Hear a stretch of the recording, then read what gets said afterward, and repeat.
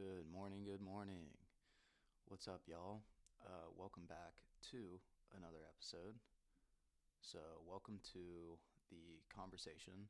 This is a show dedicated to providing free of cost mental health education, from novel therapeutics to evolving lifestyle psychiatric applications and strategies.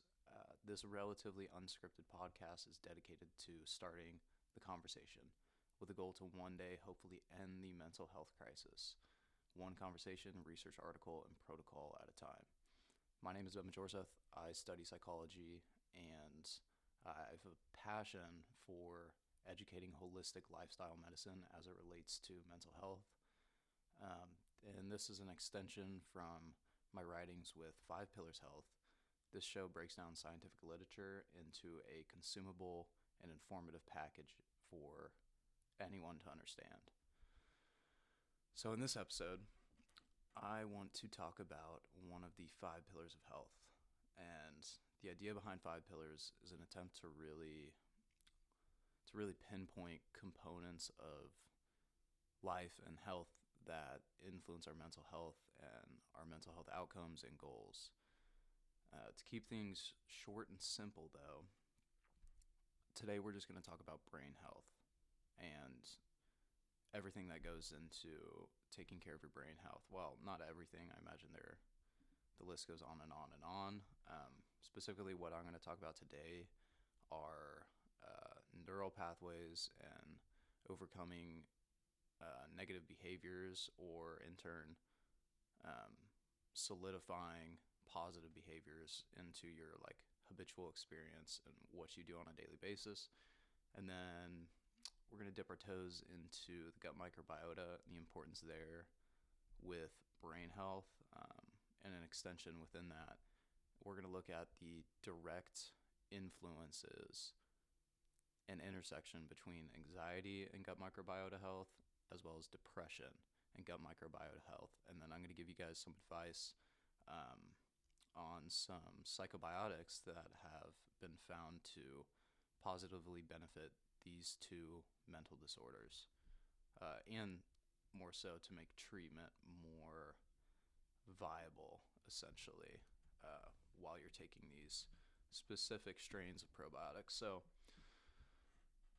starting first, neural pathways associated with behavioral outcomes. So, how we form habits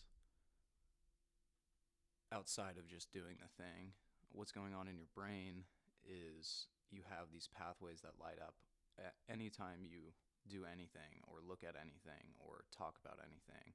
Even looking at me right now, you have visual systems that are identifying and understanding, okay, there's this guy with blue light glasses on talking to me about mental health. And the more you do this, the less these pathways have to light up, basically, because you form that habit and your brain starts to understand this. So it just eventually will send a minimal input every time as you progress. So when you're talking about habits, the human brain, to backtrack slightly, the human brain and body try to find the path of least resistance. Whatever's going to cause us the least friction, that's often what we prefer. Because at the end of the day, the body and the brain wants to stay homeostatic, meaning that the body doesn't want to be stressed out and the brain doesn't want to be stressed out. And a different definition for strain or for stress that you likely aren't familiar with, stress is simply the idea that you're away from a state of homeostasis. Homeostasis is when you're at, essentially, theoretically, you're at a perfect balance. So your body doesn't have oxidative stress. Your muscles aren't sore. You're not going to the gym, which proves the idea that going to the gym and stress is good for you in some way. Because, like I said, going to the gym, it is a stressful situation, both neurologically and physically. When you're performing that bicep curl, you're putting stress on that direct musculature. And And then the body adapts from this because we are resilient creatures at the end of the day. The body adapts from this and learns, okay, if he goes and performs bicep curls every single day at 4 p.m. or whatever, the body's going to pick this up and realize, okay, let's get that muscle stronger so that it's easier to perform that task. And it's the same thing. It's the same ideas translated into behavioral stuff. So, like when you brush your teeth in the morning, you don't even have to think about it because you've done it. I don't know. I'm about to be 23 years old. What's 23 times 365? Someone can do the math on that, but I brush my teeth that many times two, and the pathways basically become less and well, they become stronger and stronger and stronger, and then in turn they require less resistance or less mental effort. So this is why it's really difficult to change habits, is because your brain is not used to firing in a certain way, especially overcoming sort of like your own willpower. So you have this brain region known as the anterior cingulate cortex, ACC for short, and this has been researched as one of the areas associated with willpower. And they find that when you're doing things that you don't like to do, this area of the brain activates. So, I could go on and on and on about examples of things that we don't like to do. Let's say do the laundry. I hate doing the laundry and the dishes. But, so it's likely that this area in my brain activates whenever I'm doing the dishes or doing laundry, because I know that work needs to get done. I know someone's got to do it. So I go ahead and do it. And of course, there's some resistance there where my brain and body would much rather sit on the couch and just like turn on a show. But for someone who maybe that's their job, maybe they're a dishwasher and they really like making money, or they just really want to enhance sort of the machine of a restaurant to make things operate smoothly, to have, clean forks and knives and plates for the perfect experience for the customer, and they love cleaning plates. So this area of the brain wouldn't activate as much for them as it would for me. So, and more interesting stuff on the ACC is that when you begin to actually like something, so take someone who is just trying to get into the gym. When this person initially goes for, the first X amount of times, they start to hate it, or they already hate it, and then maybe by the 10th time, they're like, you know what? I'm feeling good. I like this. That area of the brain no longer activates. And I'd be interested to find out how that difference, like how that not inactivation, but absence of activation, where that sort of energy instead goes to. So I'll do some research on that. But so now let's look at the intersection of this idea, neural pathways and behavioral outcomes, with anxiety and depression, two of the most common mental health disorders, especially among my generation. So there's one main characteristic for each of these mental disorders. So depression, the characteristic is the idea of rumination, where you're constantly dwelling over negative things, whether in your life or outside of your life. You're just dwelling over negativity.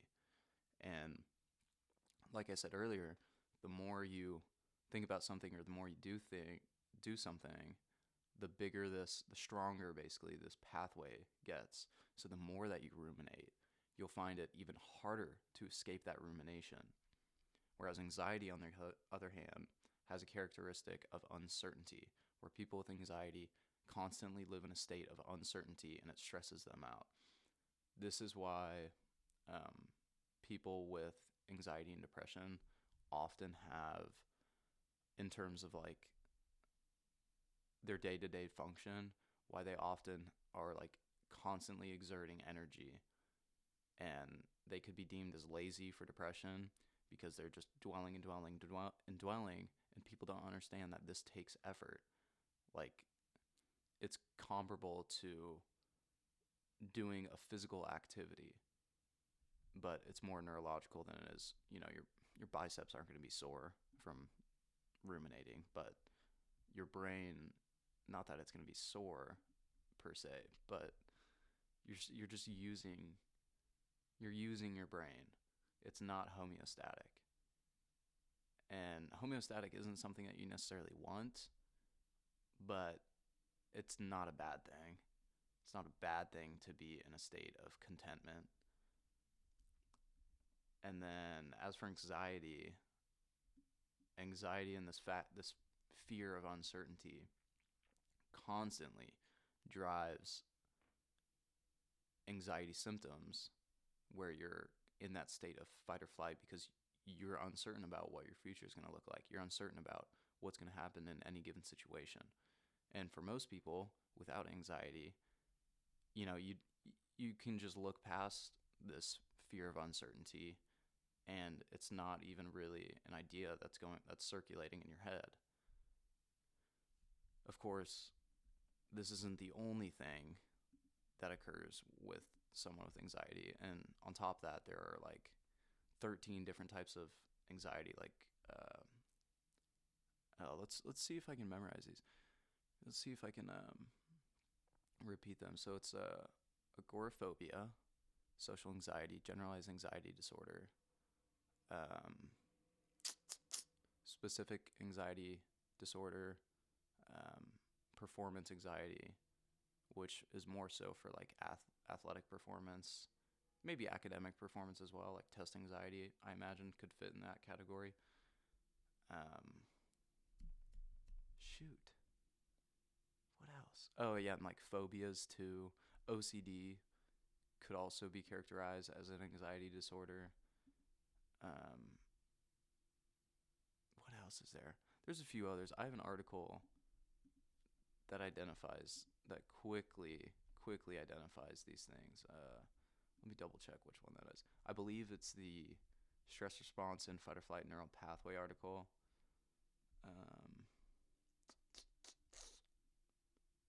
Yeah, so there's 11 different types of anxiety disorders. So there's specific phobia, generalized anxiety disorder, agoraphobia, specific phobia, separation anxiety disorder, panic disorder, social anxiety disorder, specific anxiety disorder.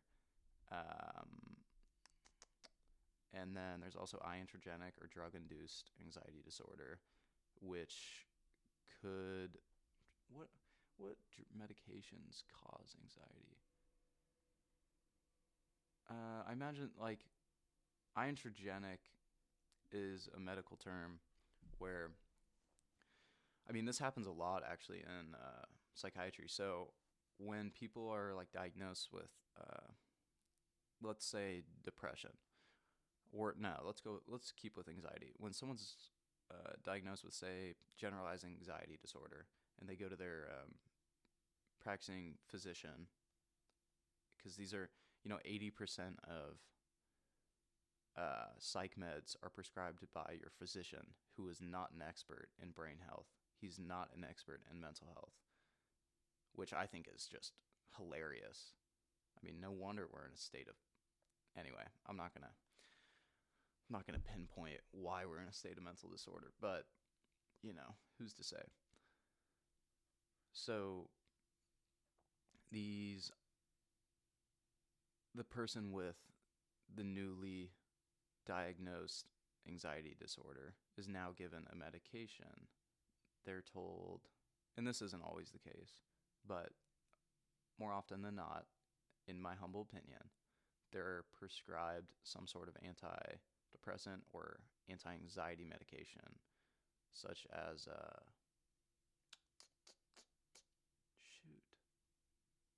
maybe I don't know if Zoloft is a depression or anxiety thing. There's also fluoxetine. I need to study back on my old notes.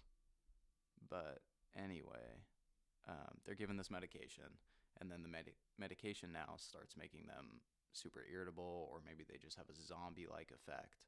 So now they are given another medication because now there's another, not necessarily disorder, but there's another functional impairment. So now you're given like an attention medication. So now they give you like Adderall or something. And I mean, it's ridiculous.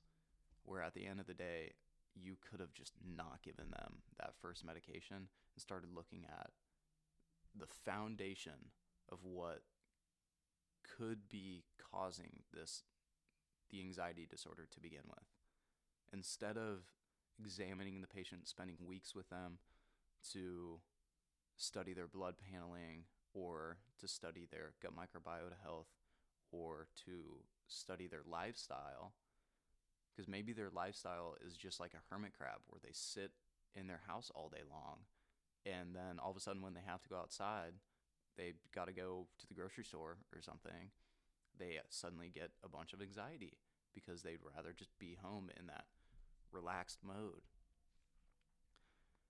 Instead of like trying to counteract those different things, they're just like, hey, we'll get you medication, then you can get to work, and you can start making money for the whole community, and you can be a contributing member of society. It's ridiculous. And I don't totally blame them, because it's going to be a lot more expensive and it's going to be a lot more difficult to treat someone in my preferred way than it would be to simply write them a script based on their genetic complex, based on their family history with medications. It's a lot easier to diagnose people when there's like a generational component to it as well. And then on top of that, you look at what medications they were taking in the past, and then they'll ask you, did it work for this person in your family? And then you say, I don't know, probably. And then they give you that thing, and then try it out for 2 weeks, and you say, hey, or 4 weeks, and they say, hey, how you feeling? And you're like, a little bit better. And they're like, okay, how about we up that dosage and maybe get you feeling a lot better? But that's not the case. More medication often just results in more of those adverse symptoms, where you're feeling zombie-like, you're feeling irritable, you're feeling like you lack focus, you have brain fog, instead of just addressing the root of the problem. And something interesting about these medications specifically for anxiety and depression, a lot of them have a negative influence on the gut microbiota. And I'm going to dive into why the gut microbiota, the GMB, is important later on. But for now, what you need to know is that it has a huge role in regulating hormonal response, your ENS system, your enteroic nervous system, your central nervous system, peripheral nervous system, everything.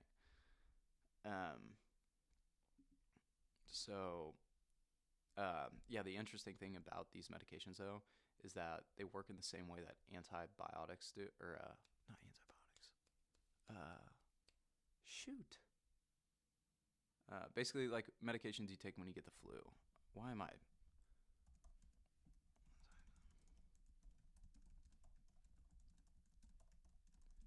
Sorry, guys.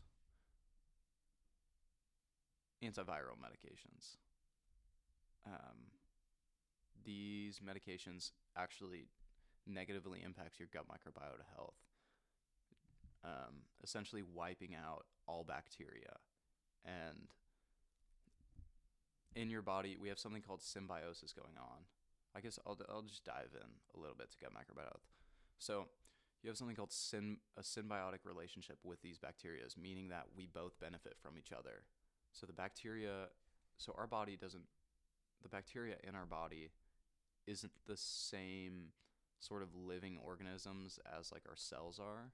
Like our cells are all kind of interconnected, whereas these bacteria live in a different sort of channel than, say, our neurons do. And these bacteria, we both benefit each other. So symbiosis is the idea that two organisms kind of like having a kind of like having a tapeworm, but a tapeworm isn't necessarily positive for you, but the tapeworm benefits from our food or whatever we eat. And then if that if that tapeworm were benefiting us, then it would be a symbiotic relationship. But that's not the case with tapeworms, at least. It is the case, however, with our gut microbiota bacteria. And this bacteria is also found in our brain too. So I'm going to dive more into this later on, but I'm going to give you some protocols for, let's go back to the neural pathways and behavioral outcomes with brain health. So I'm going to give you some protocols for basically mitigating and rewiring new neural pathways for that factor of uncertainty with anxiety and that factor of rumination for depression. So speaking on behalf of rumination, so meditation is one of the easiest and most impactful techniques that you can do to basically rewrite that behavior of constantly dwelling over negative things. And specifically, there are two different like modalities within meditation that have different effects. So firstly, like internal meditations are things like introspection, so just reflecting in a positive way. Though I really do recommend doing guided meditations for this, especially if you're just starting. Guided meditations, I still use guided meditations because I just find it to be a lot easier to sort of just sink into that mode. And I swear it's like a science experiment. Anytime that I'm listening to the narration and then I find myself unfocused from the present moment, the narrator will be like, remember, and it's pre-recorded too, which makes it even more funny, but he'll be like, remember, let thoughts move past. You don't, just because it's a thought doesn't mean you have to dwell on it, like right at the perfect moment. It's just hilarious. But introspection and sort of internal awareness is a great tool for catching yourself in the moment. And the more that you meditate, the easier it's going to be for you to catch yourself in those moments. And then there's also body scan meditations, which are great before bed. I think this is actually a military thing as well that they teach. And I mean, it has profound effects on your sleep and as well as your internal awareness.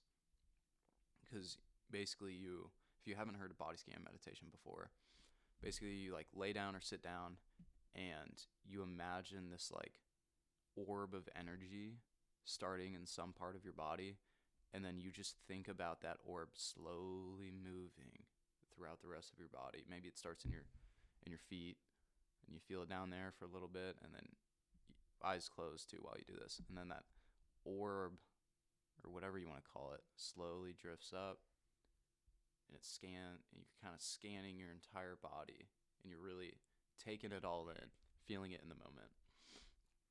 Another internal meditation technique that has physiological effects, meaning your body, is box breathing meditation. Box breathing meditation, if you haven't heard of it, basically where you're inhaling for 4 seconds, hold for 4 seconds, exhale for 4 seconds, and then just sit for 4 seconds without breathing, and then repeat. And of course, you can make it 5 seconds, you can make it 6 seconds, whatever. And over time, the more that you do this, your respiratory rate will actually decrease, which is a sign of health, cardiovascular health. I imagine like your carbon dioxide sort of capacity grows as well, because the longer that you're holding in that breath and don't have an urge to take in more oxygen, the better. When you look at like cave divers, they have insane carbon dioxide capacities where their body can still function with minimal oxygen. And this is also another sign of good health. So let's speak on external meditations. So another orb meditation technique is, this is one my older brother taught me. He does this, I don't know how often he does this, but whenever we talk about meditation, he mentions this. So orb meditation for external stuff is basically, you imagine all of your stress, all of your worries are in this one ball, and you want to push that ball away. It's a little, whatever the word is for that, but it does have an effect. Like, you just got to try it out, and all of these things are going to be different from person to person in terms of their effect, and in terms of how easy it is for one person compared to the next. But the next external meditation technique is focusing on awareness and connection. And I use this guided meditation app known as Healthy Minds Innovations. I think they're amazing. Outside of the fact that they're totally free, they totally run on donations, which I find really admirable, especially to those who are donating to keep the service still going. But they have like basically 5 different stages of going through meditation sort of, I want to say test, but test isn't the right word for it.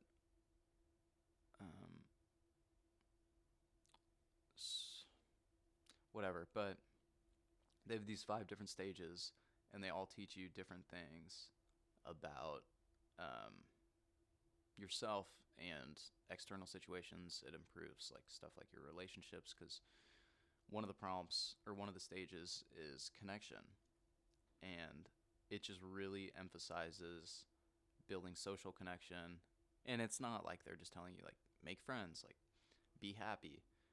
It, like, one of the memorable meditations that I had in this stage spoke on thinking about my worst enemy, my mortal enemy. And then the prompt forced me to, well, it didn't force me.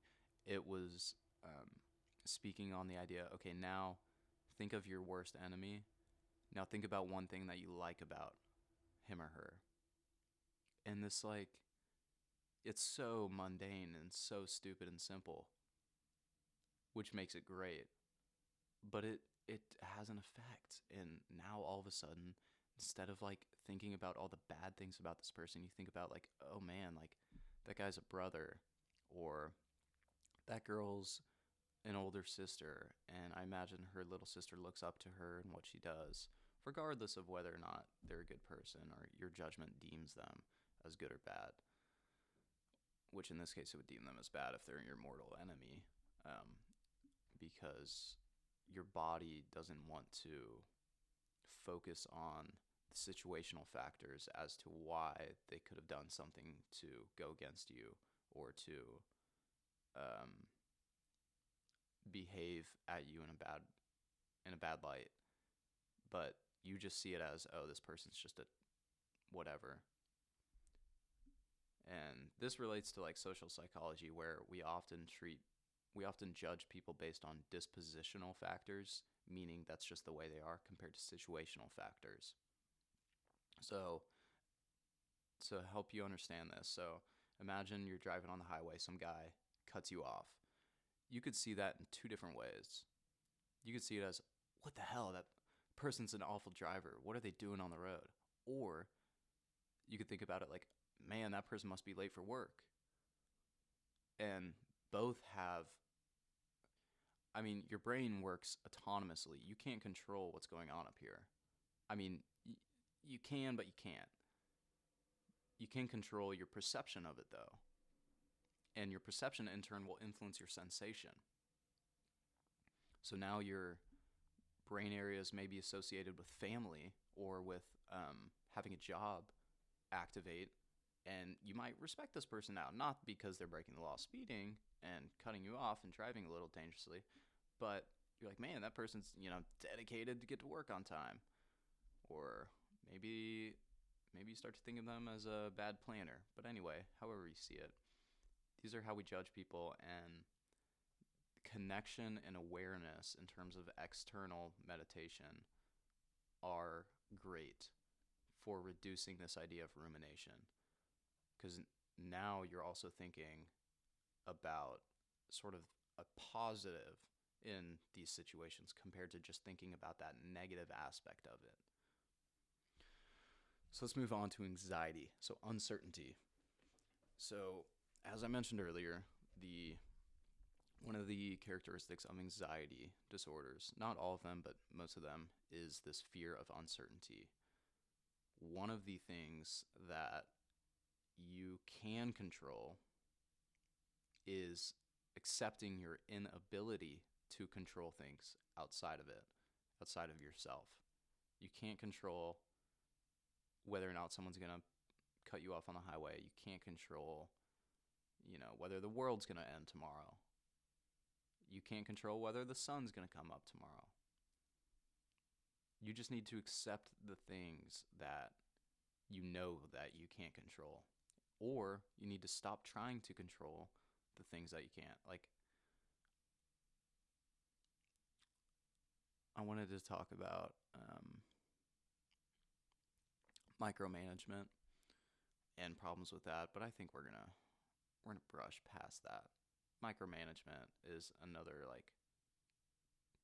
is that a personality trait?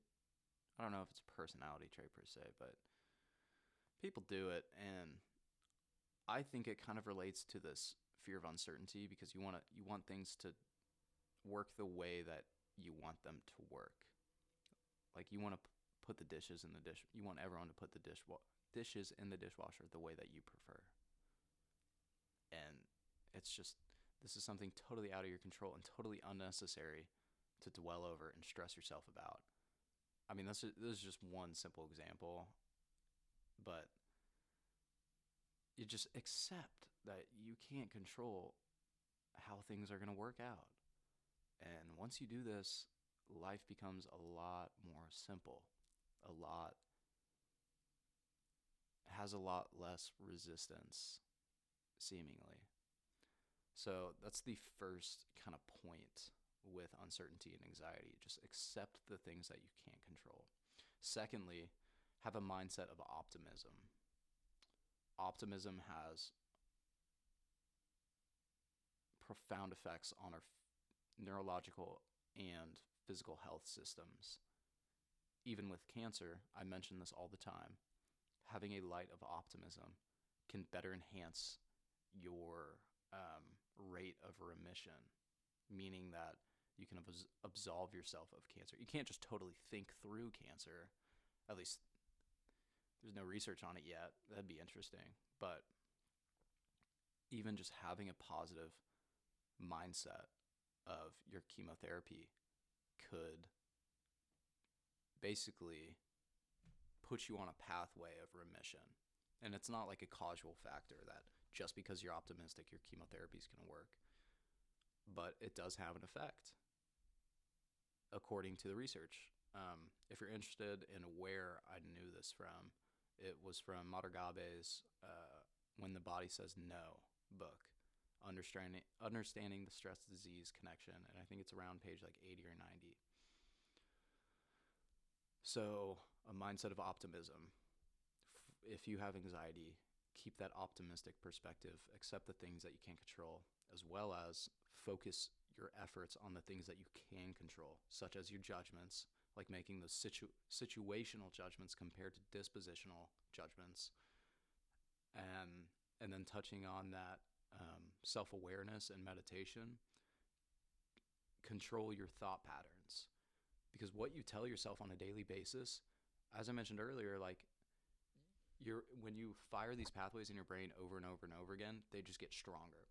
So when you keep having self-doubt and keep putting yourself down, and sometimes you even say it out loud, you're like, oh, I'm so dumb. The more that you say this, the more your brain starts to believe it, because your brain doesn't know the difference.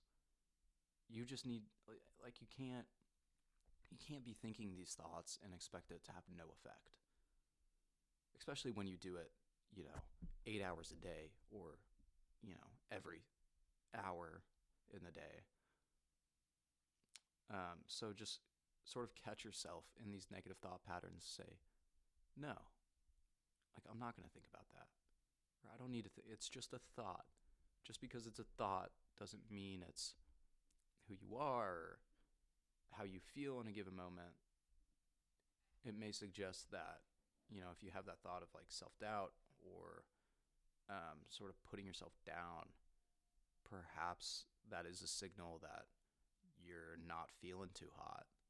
But instead of accepting that, you say, no, like, I'm going to change. I'm going to be better. Of course, it's a lot easier said than it is done. But the more you do it, the easier it gets.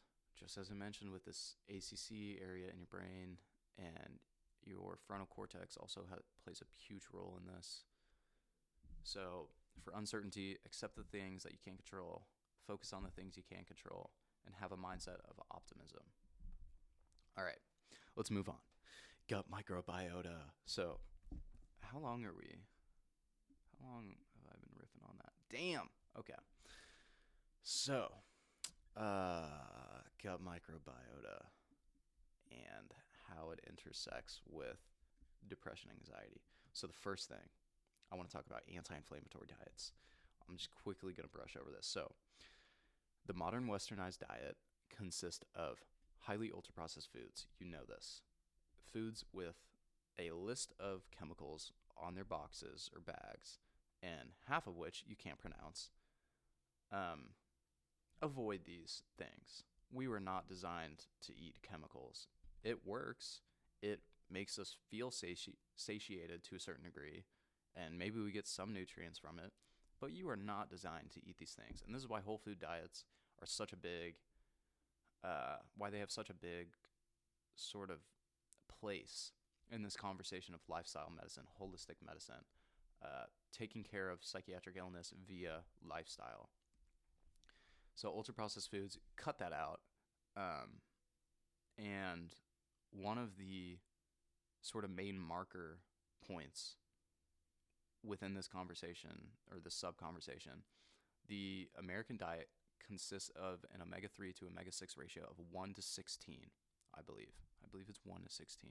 If not, it's like 5 to 16 or something like that, meaning that for every 5 omega-3s, there's about 16 omega-6s. Omega-6 is an inflammatory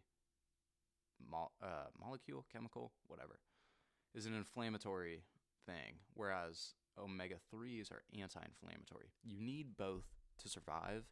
However, the optimal ratios for these are 1 to 6, I believe.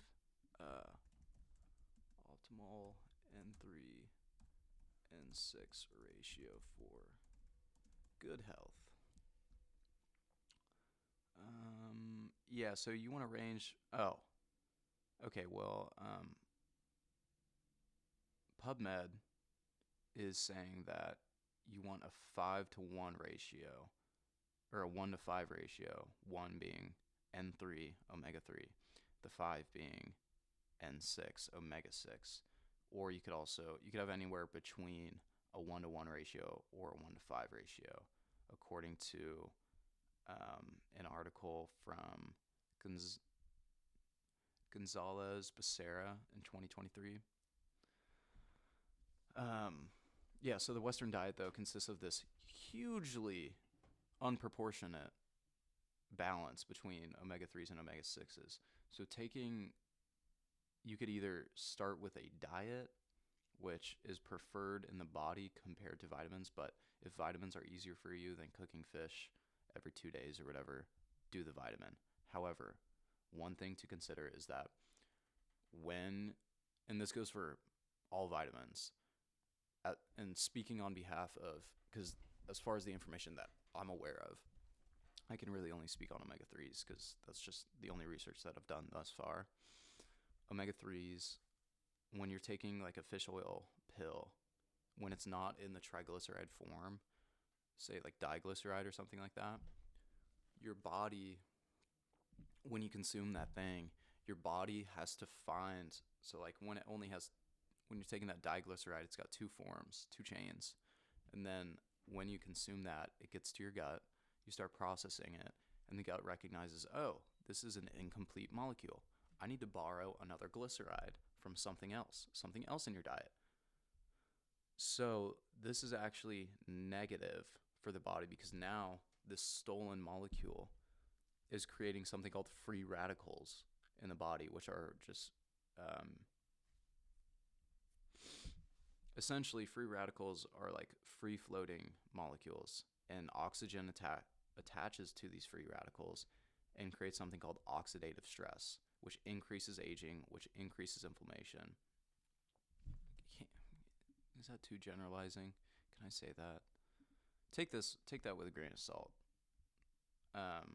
But you get the big idea here. You need to make sure that when you're taking fish oil, that it's in its triglyceride form. Or alternatively, you could just eat fish.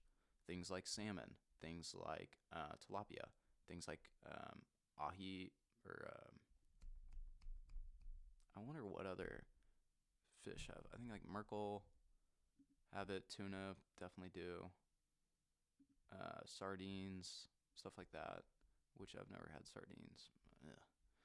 I'd be interested. Let me know if anyone eats sardines. I've heard they have insane macros for those who are into dieting and lifting and everything like that. I'd be interested to hear if it's actually good or not. But your body would obviously prefer the real version of omega-3 compared to some vitamin, for that reason I mentioned earlier, and because there's probably some other molecules within the body that, oh man, I gotta hurry, I gotta go to class soon. There's probably some other molecules within the body that, or within that fish, that benefit the body and also benefit the absorbability of that omega. Because so far, the idea that I've come to understand when it comes to health is that everything's connected, and that you can't just to compare it to like the gym. I don't know why I always go to the gym. To compare it to the gym though, if you want to increase like your leg mass, you hit the leg press and you go heavier and heavier and heavier. But health doesn't necessarily work that way. You need a systematic sort of consumption of these foods in order for them to really have that effect. And I'm no nutrition science major. I'm no dietitian by any means. So again, take that with a grain of salt. But from what I've come to understand, everything is connected to itself. So that's the anti-inflammatory aspect of gut microbiota health. Now let's talk about the intersection of gut microbiota and the mental disorders, anxiety, and depression. Starting first with anxiety, as I mentioned earlier, I guess I didn't get to this part.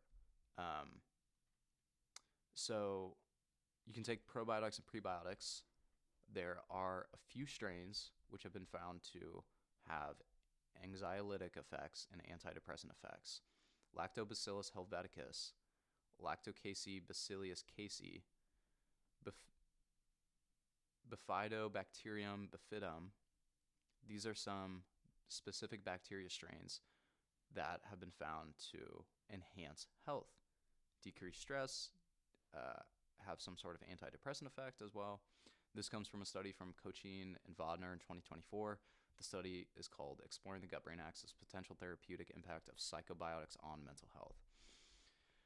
And this is important because many individuals suffering with mental illness or disorder suffer from something called dysbiosis. If you haven't seen my first video, Biological Influences on Mental Health, I mention that dysbiosis is the idea that state of balance within gut bacteria is the opposite of that. It is not in a state of balance. And this is important because your ENS system and your CNS system have a bidirectional pathway. So the ENS is referred to as the second brain. It's composed of motor and sensory neurons, glial cells, and two nerve plexes, the myenteric and submucosal plexus. The CNS, central nervous system, is connected to the gut microbiota through neuroendocrine and immunological communication channels. Why is we'll move past that. So some specific effects on your psychophysiological system of taking psychobiotics are divided into three different types. You have a psychological effect on cognitive and emotional processes, because that bacteria also lives in your brain as well as it does in your gut. You also have a systemic impact on your HPA axis in response to glucocorticoid stress. So this suggests that your bacteria might have a role, your gut microbiota might have a role in influencing your stress response. So for people with Alzheimer's disease, autism spectrum disorder, I recently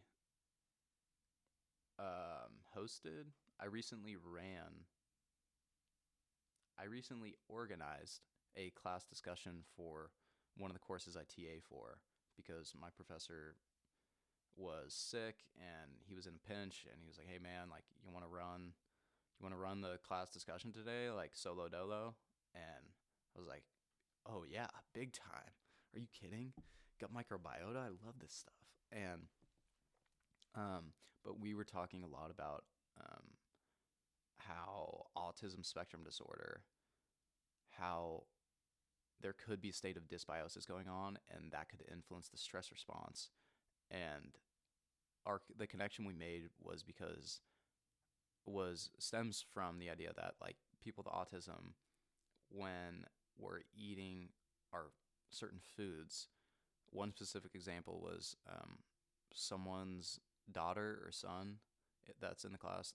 Well, the mother is in the class, and one of her daughters or children has ASD, autism spectrum disorder, and she mentioned that they really dislike blueberries because sometimes you get a sour one, and all of a sudden you get that stress reaction. For people with autism spectrum disorder, it's really hard to control that emotional response. That's one of the characteristics of ASD. And we just started thinking like, okay, what's the connection? Where does it stem from? And like your taste buds have a role, and then your mouth also has bacteria as well, and in turn, like maybe your food preferences vary based on that HPA health, whether or not you have I'm trying to think of the word that describes your vagal tone. This is the term that describes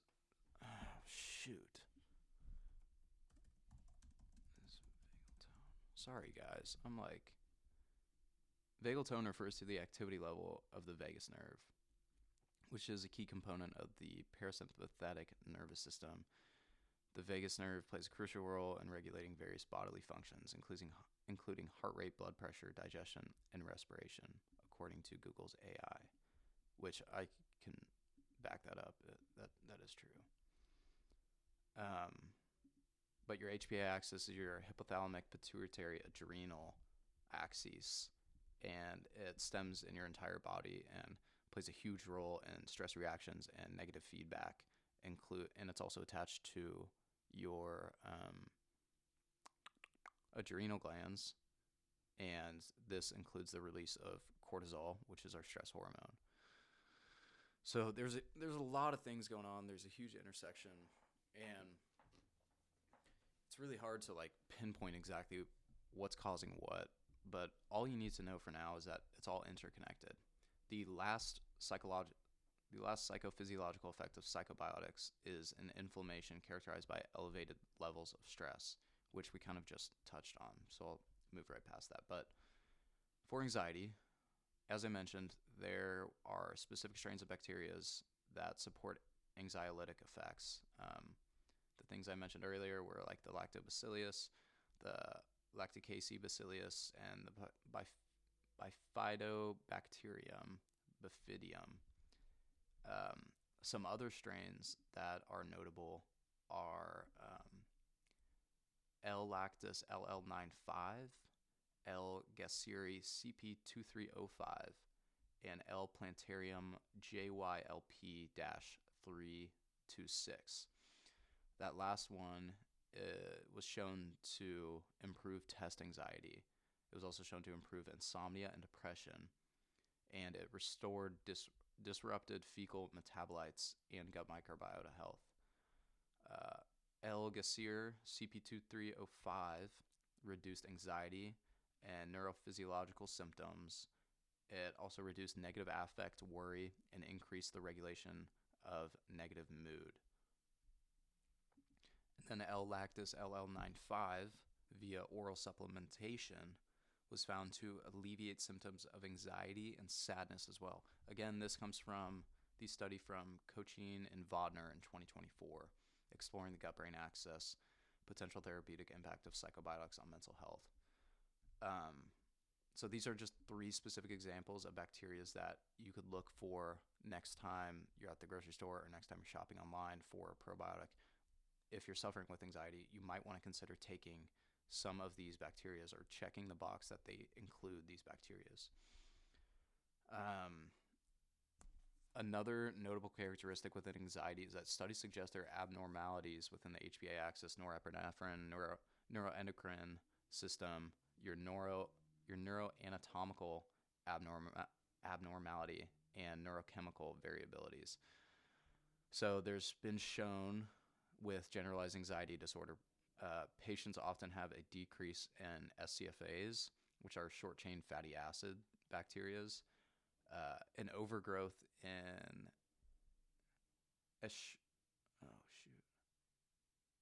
Escherichia coli, as well as Fusobacterium and Ruminochus gnavis. Not sure what those are, but I had it noted down as something important in my notes, so maybe do some research on that. Also, another notable characteristic of generalized anxiety disorder was that a higher degree of anxiety was associated with decreased Eubacterium coprostellangenes, Eubacterium coprostenolgenes, and I'm not even going to try to pronounce this next one, as well as Previtello, and there was an increase in bacteroids and E. coli, including Shigella species. So definitely check the article out if you want to hear some more specifics on that. I'm going to move on to depression because I got a boogie soon. So for depression,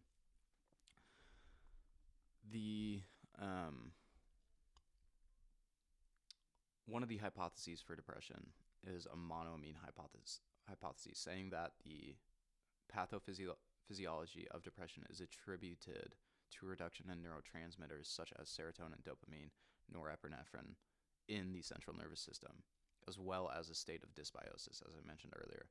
Interestingly enough, there's this treatment strategy called FMT, fecal matter transplant. It's a little gross, but in animal studies, and I think they're doing this clinically as well in humans, but in a study with mice or rats, basically they took an objectively depressed rat based on behavioral stuff.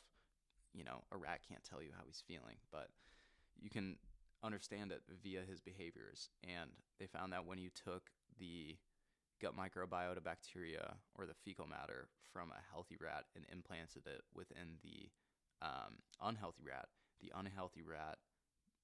that the bacteria within him or her, suddenly became healthier. So it goes to show that having a healthy gut is critical in regulating things like depression, as well as treating things like depression. Another notable